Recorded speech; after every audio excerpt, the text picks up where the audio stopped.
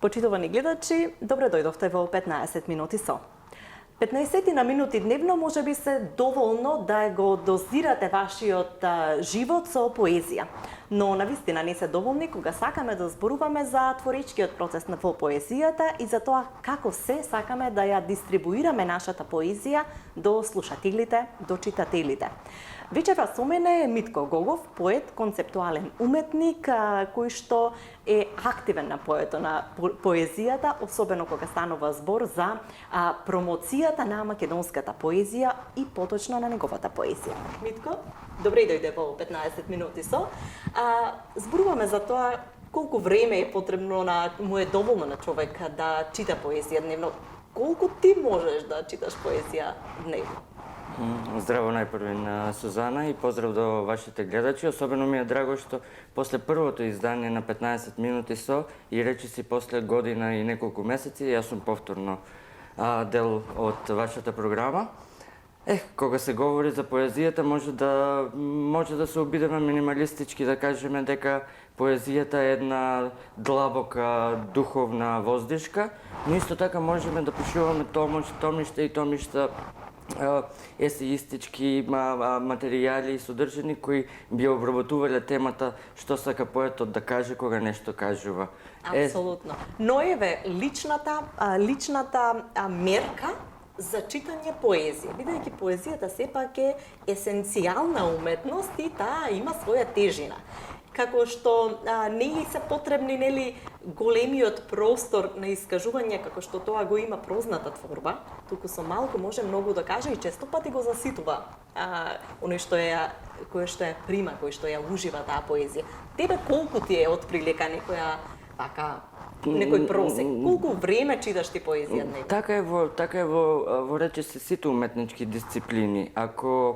Ако можеме да говориме за визуелното, тогаш можеме да кажеме дека Джейсон Полок и неговите капитални дела можат да не задоволат за неколку секунди затоа што тие пред се представуваат хаотичност, абстрактност, разигран дух, додека ако гледаме дела на Караваджо или нешто од романтизмот, тогаш можеме со денови и денови да се посветиме во анализата на одредени сцени и композиции кои се представуваат на тие визуелни дела. Исто е и во филмовите.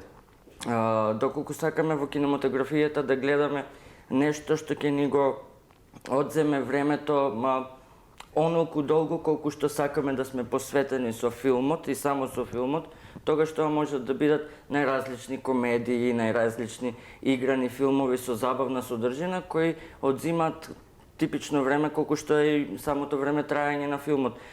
Доколку сакаме да гледаме малку посодржајна кинематографија, тогаш имаме филмови кои како можат да ни одземат и денови, и недели, и месеци за потоа да можеш да ги реконструктуираш и за да можеш да го пронајдеш она што бил израз, односно порака која требало да стигне до тебе. Во поезијата е исто така. Во зависност од деновите и во зависност од тоа каква поезија читаш, кај мене варираат бројките, затоа што, како што каже во воветот, најчесто сум дел и од поголеми културни манифестации кои се трудат да ја промовираат поезијата и македонската книжевност воопшто, така во зависност од денот и во зависност од расположението, како и оброците. Може некогаш да поминеш и со 2 книги, некогаш можеш да поминеш и со 3, а некогаш можеш и со една, ако си ја земал во правиот час од денонокието и ако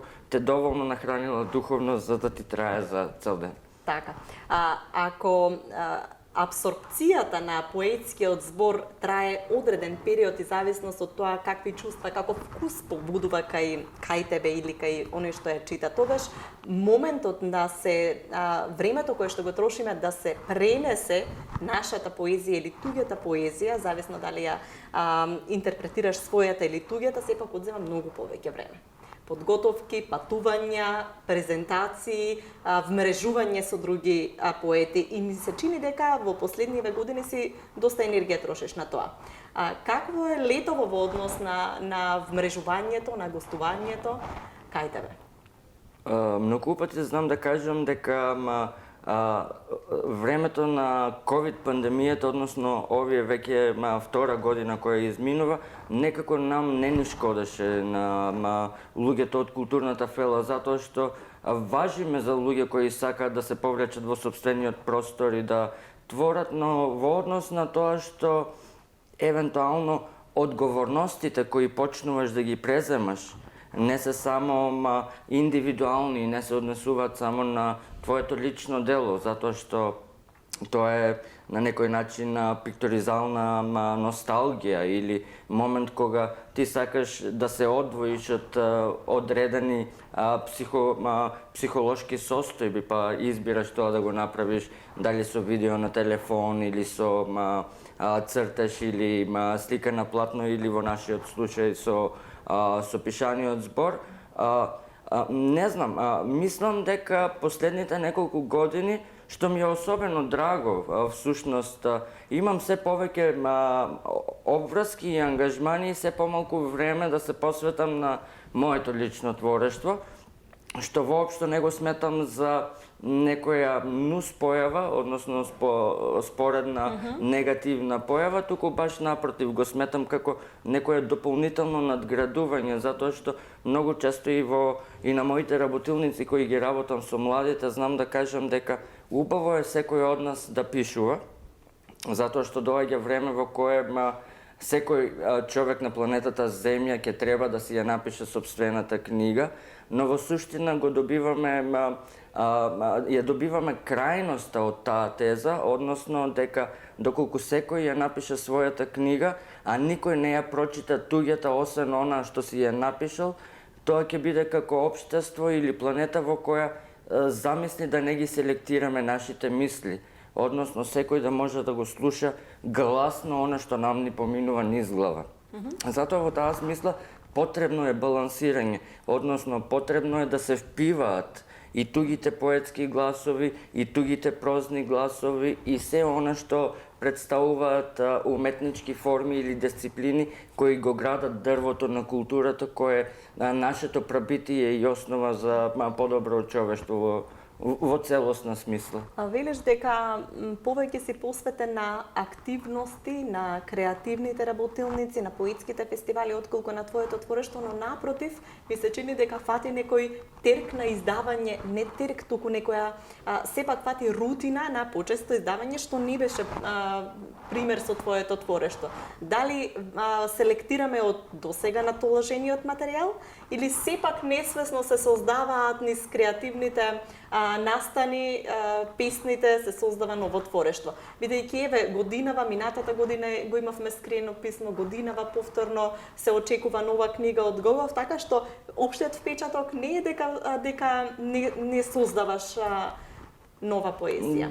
Добро, пандемијата COVID-19 ни направи временски гап. Всушност, скриено писмо е книга од 2018 која излезе 2019, а сега сме 21. Значи, ако не излезе книгата до крајот на годината, што не знам ни, што е рече си и возможно, тогаш повторно станува збор за 4 години разлика.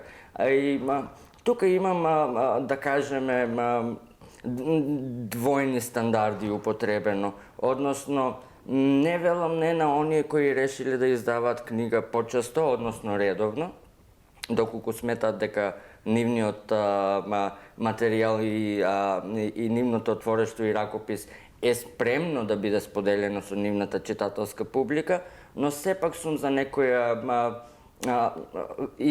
освен на естетско-техничка филтрација и на временска филтрација. Мојата забелешка беше во смисла дека можно ли е да се создава без да бидеме и свесни дека создаваме. Дека можеби се случува продукција, а ние не сме свесни дека тоа излегло од нас. Затоа што сме пренесени во моментите на учество, моментите на некаква креација и не сме свесни дека ние всушност сме создале повеќе отколку за тоа што сме свесни. Да, такви бранови, такви креативни бранови на создавање. Си мислев да не е со ситуација и со тебе. Владеат и кај мене секако, јас сум дури блиску до целиот социјално-културен живот на американската бит генерација. Но ако одиме и поназад, дури и големиот Хемингвеј напишал пишувајте пијани, уредувајте или едитирајте трезни. Затоа што независно дали си пијан или си буквално опијанет од природата, од состојбата, од чувството кое го преживуваш, убаво е во тој момент да можеш да ги преточиш сите мисли на хартија, затоа што потоа доаѓа процес на уредување, во кој процес веќе ја гледаш не само суштината на тоа што си го напишал, но веќе потоа можеш и да ја уредуваш и самата форма и самата целина како сакаш тоа да го презентираш пред себе најпрво, но потоа и пред читателите. Така. Интересен е моментот кај тебе дека често пати споделуваш поезија со јавноста, но таа ретко се наоѓа во твоите поетски книги. Дали е таа поезија која што останува на филтрација и на понатамошно уредување и доработување, или пак едноставно тоа е, не знам, посебен производ наменет за социјалните мрежи? Ова прашање може да се одговара и паралелно и со претходното прашање, затоа што во суштина не знам зошто така се наметна кај мене издавањето да биде различно од самата поезија која во суштина ја споделувам на социјалните мрежи. Па и со она со кое што настапуваш? Но пак ќе кажам дека сум млад автор, затоа што првата книга Ледена вода е избор од поезија која се создавала предходно 10 години, па првично ја издадов во Србија, па после неколку години беше издадена овде.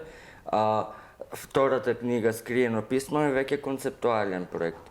Односно, не е поезија која се создавала и се собирала во фиоките, туку тоа е наменски концептуално книжевен проект во кој споив две форми, односно слободната станца форма и хаику формата.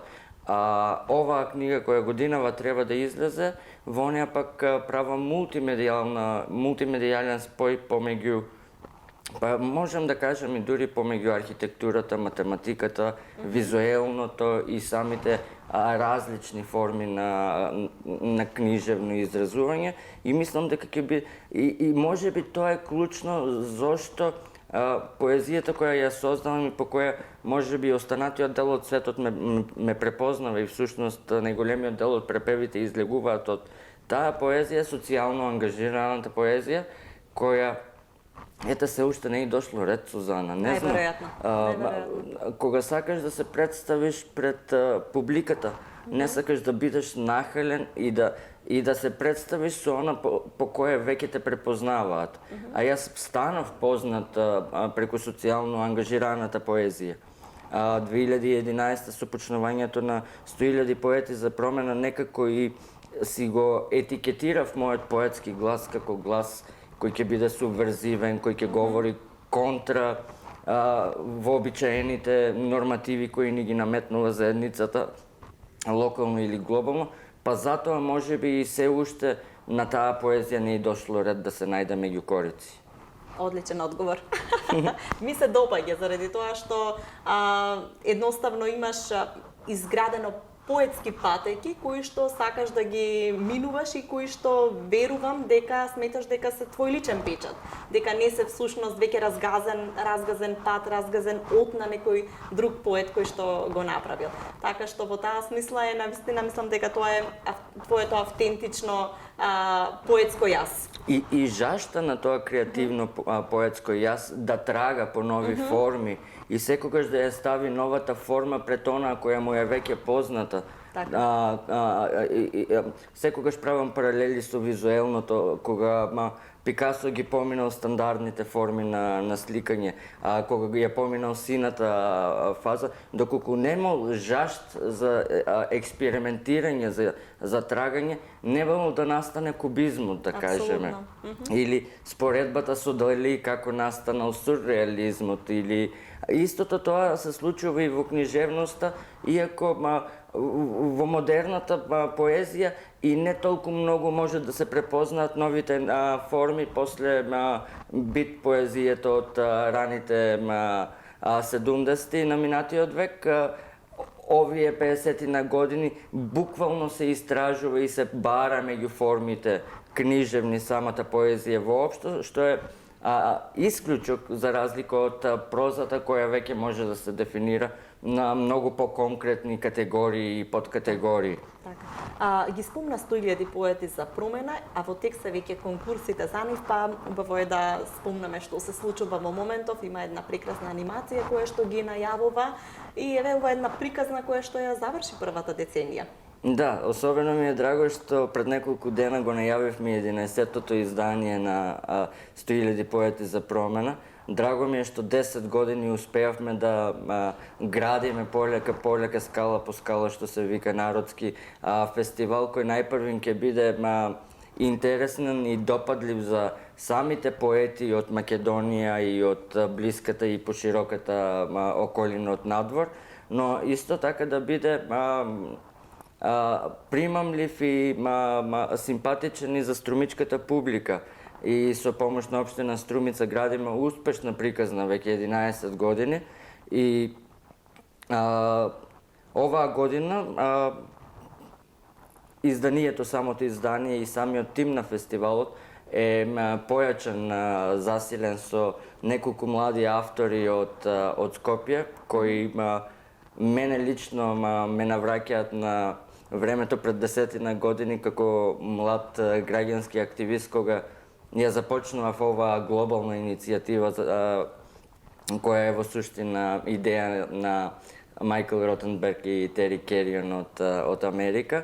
И особено ми е драго дека годинава имаме еден таков младенски дух, што дополнително носи нов ветер и мислам дека и за нас кои веќе сме биле дел од оваа убава приказна, но и за новите поети кои ќе учествуваат на конкурсите, но и за самите струмичани ќе биде едно сосема ново, пријатно, мултимедијално поетско доживување.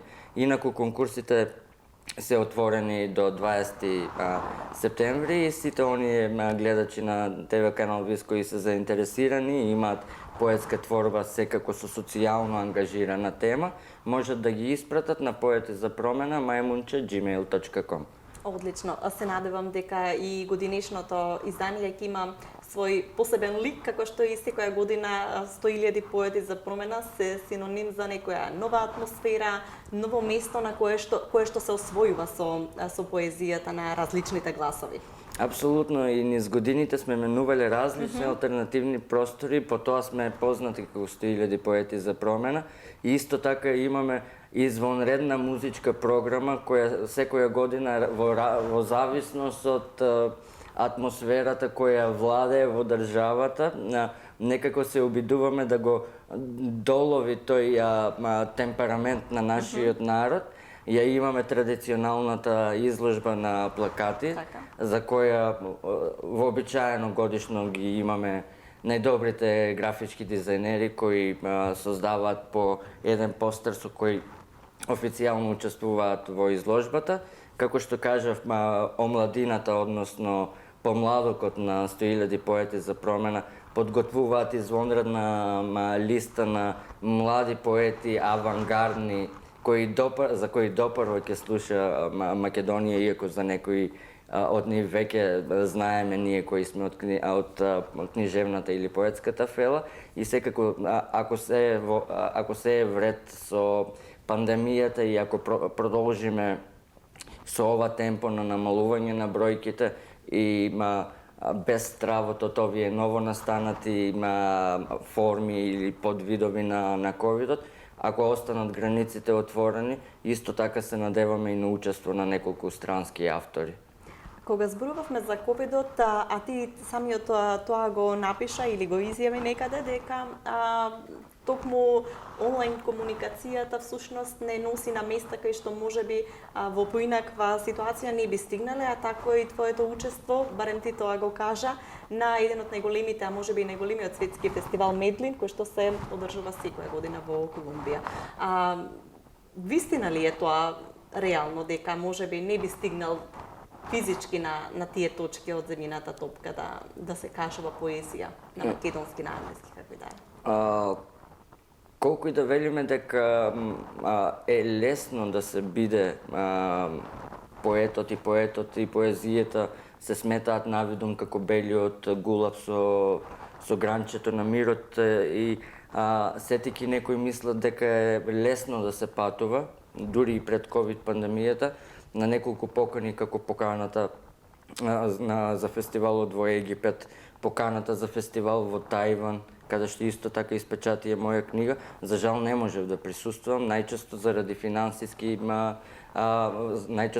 финансиската состојба, но исто така и заради неподреденоста на самите услови како да се аплицира во Министерството за култура, како ние да не просиме пред нивните врати, односно да ја завртиме работата затоа што тие се службите на народот, тие да се обраќаат на нас, па ни ако има и се уште ги има тие неправилности за кои никој не зборува.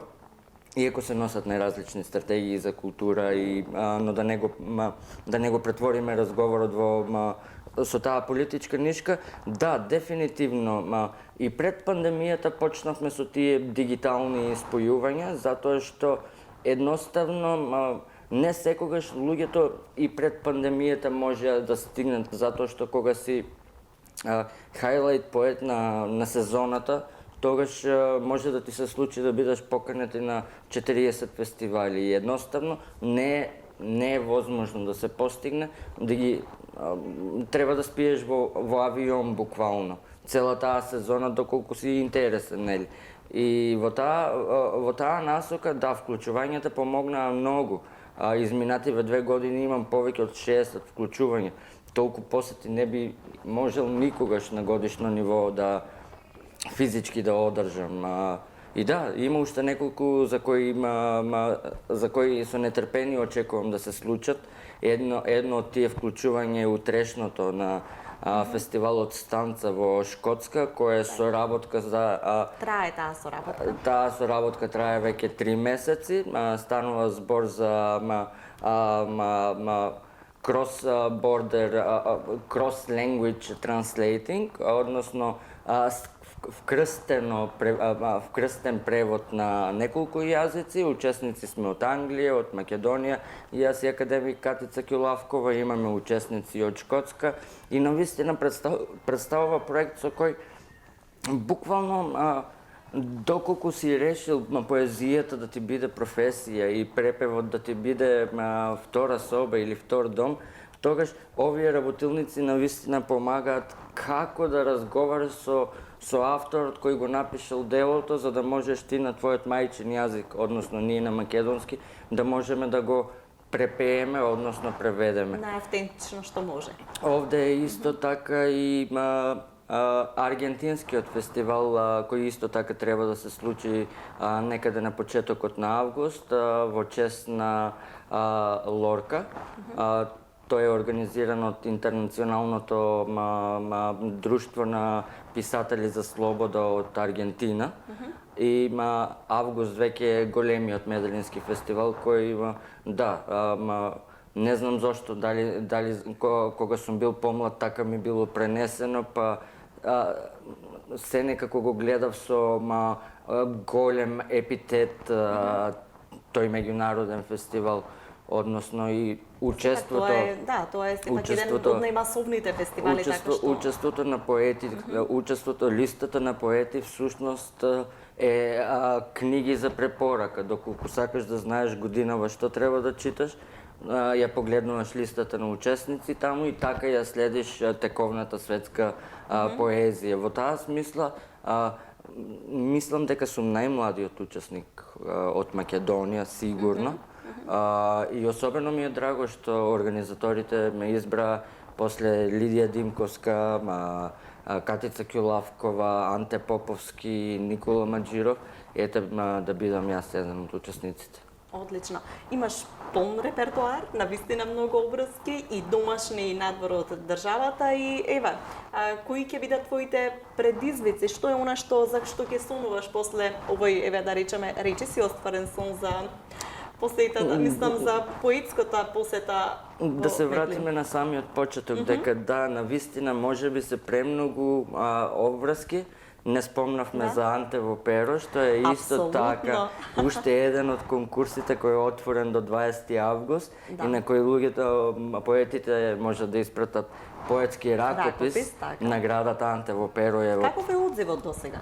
Бидејќи тоа е еден од конкурсите кои што им оставаат слобода на авторите во повеќе подолг временски период да ги прегледаат своите ракописи, да можат да го изберат најдоброто и да го испратат, не е како не е со толку краток рок како што често се случува во поетските конкурси. Ви оставате повеќе месеци да може да пристигнат сите оние кои што имале намера, а еве можеби немале доволно време да го сторат тоа. Да, тоа ни е некако златно правило.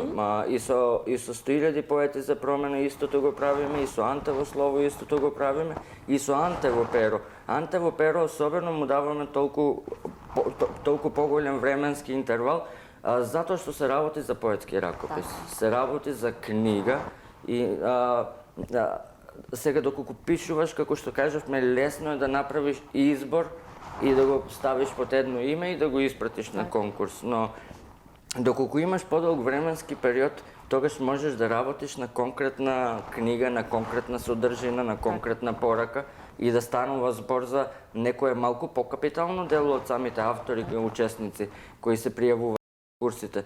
Така да, во суштина тоа е тоа. Конкурсите се во тек, манифестациите полека се подготвуваат. Овде и Кокино на крај на месец, таму има една прекрасна манифестација, кокинско мугрување или зазорување на кокински мугри на обсерваторијата во Кокино. Таму концептот е многу интересен, во 4:30 наутро. Заедно со изгре сонцето се читаат поезии се чита поезија на самата обсерваторија. За таму контекст веќе неколку години ја прави групата на млади автори и годинава имаме 4 автори. Таму ќе бидат Исто Кулчар, Рина Јанкуловска и Андреја Ласади, предводени од мене како представник на Сдруженијето. И потоа малку одмор и ќе се спремам за Непал. Одлично. Во Непал? Во Непал заминувам како редовен професор на академијата на универзитетот таму. Имам катедра од 20 на студенти. Кој универзитет? Има многу универзитети за кој станува збор. Во Калкута, во главниот универзитет, некое индиско име кое се уште не можам да го спелувам како што треба. Тоа е исто така некој нов предизвик за мене, на кој се надевам, затоа што студентите веќе беа со мене една сеанса, еден семестар, преку Zoom поврзување, и сега ќе имам можност да поминам еден семестар со нив таму.